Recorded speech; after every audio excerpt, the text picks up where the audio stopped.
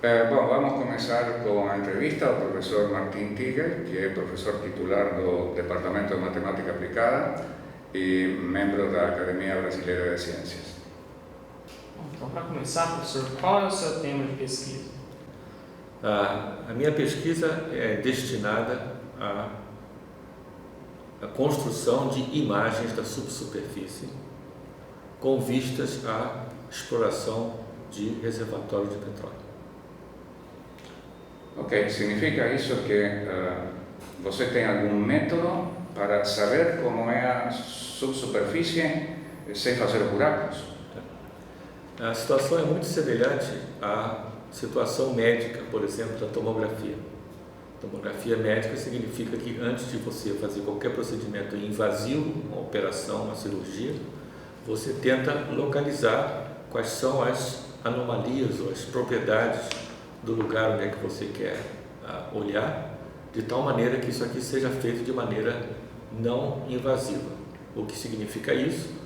A pessoa entra num aparelho e esse aparelho bombardeia, entre aspas, uma porção de raios, que são os raios eletromagnéticos, que vão passar pelo corpo e ser registrados em sensores, de tal maneira que com essas informações você consegue então, através de metodologias matemáticas, descobrir quais são as regiões onde existe o tumor ou uma possível situação em que você possa, com segurança, fazer essa cirurgia sem ter com o mínimo de risco possível.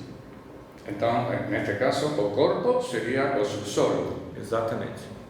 Okay. E você descobre o que acontece lá usando métodos matemáticos. Exatamente. Os dados em que você, no caso do corpo, são aquelas bombardeias de raios eletromagnéticos. No caso da Terra, são fontes que são explosões ou que são vibradores na Terra, ou então umas explosões controladas no mar que mandam energia para o subsolo, e essa energia do subsolo, através de ondas mecânicas, elas são refletidas em interfaces ou entre as várias camadas estruturais da Terra, elas voltam para a superfície, são registradas em sensores chamados geofones ou hidrofones, e essa é a massa de dados nos quais os métodos matemáticos irão operar, de tal maneira a obter um mapa da subsuperfície. E quem pede fazer isso para você? Você faz isso para quem? Alguma empresa? Isso aqui, basicamente, ele é financiado ou ele é estimulado pela indústria do petróleo, não só pela indústria do petróleo, mas também por todas as empresas que agem em geociências em geral, porque não precisa ser necessariamente para petróleo, mas pode ser para meio ambiente, para você descobrir algum tipo de dispersão de poluentes, por exemplo, na subsuperfície. Você pode também fazer isso aqui do ponto de vista de engenharia, no sentido de quando você vai fazer uma grande construção, você quer saber quais são as propriedades do solo, para saber se esse solo vai suportar estruturas grandes como usinas, uma série de coisas desse tipo assim. E também no caso de sismologia, de você mais ou menos começar a prever se pode haver algum abalo sísmico ou alguma coisa desse tipo. De modo que então a fonte de financiamento ou de incentivo a essa pesquisa são variamente todas as ciências ou todas as atividades que envolvem o estudo da Terra no sentido de ou para recursos minerais ou recursos naturais, água, por exemplo, também, ou para você monitorar algum tipo de construção ou intervenção que aconteça e que tenha impacto na subsuperfície.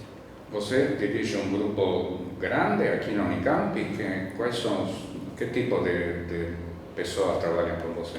A gente tem um laboratório chamado Laboratório de Alta Performance, em Geofísica de Alta Performance, chama-se HPG, e nesse laboratório estão congregadas diferentes especialidades.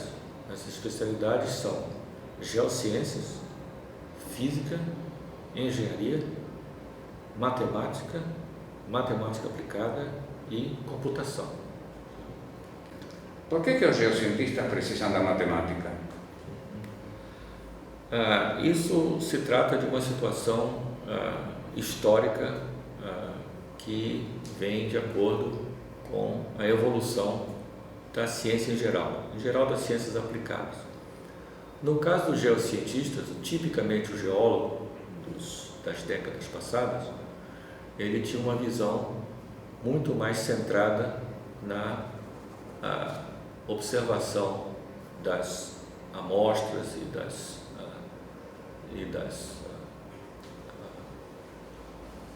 da geologia na superfície, são chamados afloramentos, e com isso, de acordo com teorias bastante elaboradas sobre a maneira pela qual as formações da Terra foram construídas, por exemplo, a famosa teoria da tectônica de placas, que diz como é que as placas da Terra elas se movem e com isso elas dão origem através da colisão dessas placas, através de montanhas, através de uma série de outros fenômenos, certo? E também a maneira pela qual se pode esperar da subsuperfície, no sentido de a pesquisa sempre presente de recursos naturais como água, petróleo, recursos minerais, etc.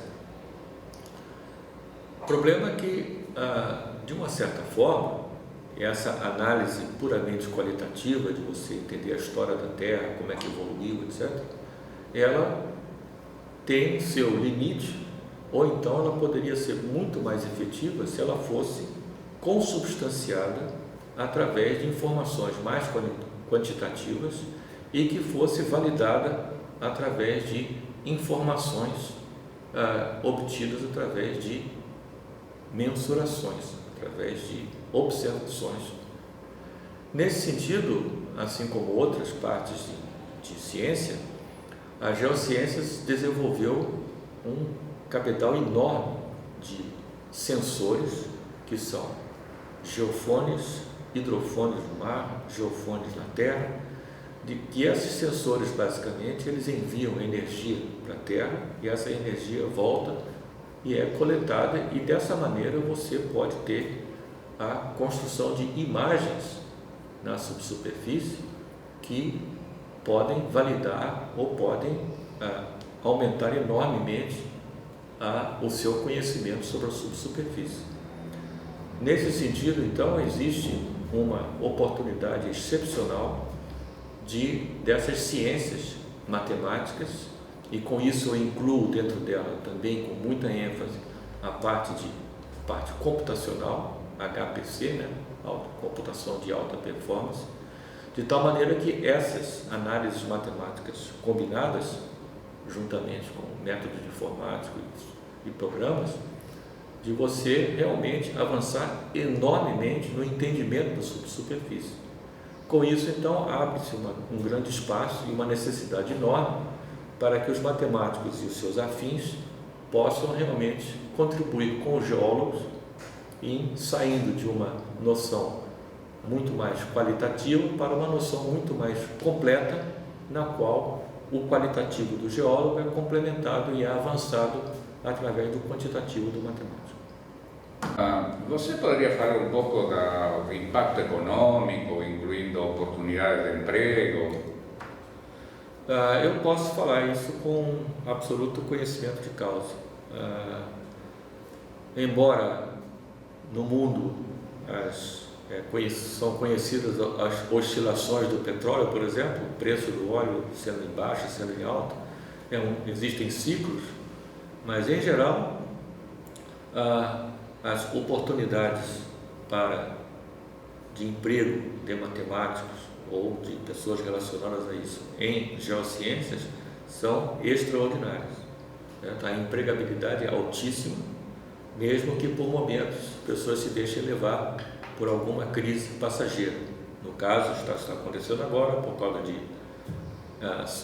revoluções geopolíticas, guerras ou outros fenômenos da economia global que faz com que hajam oscilações no crescimento, nessas ofertas de emprego.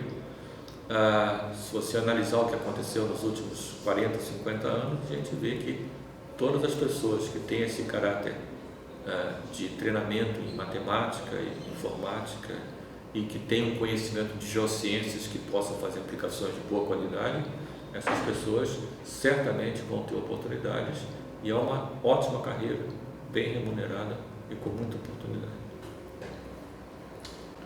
Quais são as perspectivas que você vê para os próximos anos?